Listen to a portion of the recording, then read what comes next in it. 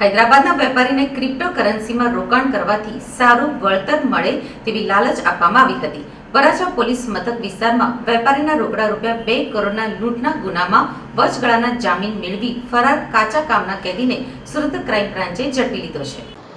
છેલ્લા 2 મહિનાથી વચગાળાના જામીન ઉપરથી ફરાર થયેલા કાચા કામના કેદી કિરીટ કુમાર મધુભાઈ પાલડિયાને સુરત ક્રાઇમ બ્રાન્ચે વેસુ વિસ્તારમાંથી ઝડપી પાડ્યો છે.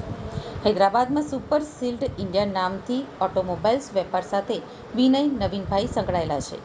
તેમના એજન્ટ લક્ષ્મીનારાયણને સુરતના પીકે ઝા તથા તેમના એજન્ટ સુમન તેમજ સાર્થક સાથે થયેલી વાતચીત મુજબ ક્રિપ્ટોકરન્સીમાં રોકાણ કરવાનું જણાવી કમિશન પેટે ઘણો ફાયદો થશે તેવી ખાતરી આપી હતી, જેથી ફરિયાદીએ ક્રિપ્ટોકરન્સીમાં રોકાણ કરવા માટે પોતાના સગા સંબંધીઓ પાસેથી ₹2 કરોડ લીધા હતા.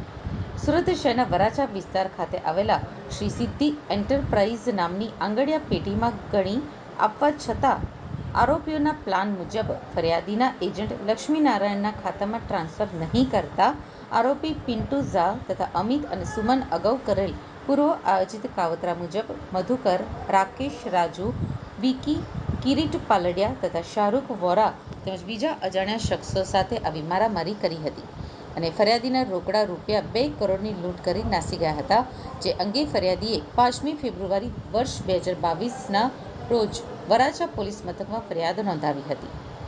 આ ગુનામાં વરાછા પોલીસે કુલ 12 આરોપીની ધરપકડ કરી હતી અને લાજપોર જેલ મોકલી આપ્યા હતા. વચગાળાના જામીન મળતા ફરાર આ કેસમાં આરોપી કિરીટ મધુકર પાલડિયા લાજપોર મધ્યસ્થ જેલમાં કાચા કામના કેદી તરીકે હતો. આ દરમિયાન ગુજરાત હાઈકોર્ટ અમદાવાદના હુકમના આધારે 7 દિવસના વચગાળાના જામીન મંજૂર કરવામાં આવ્યા હતા.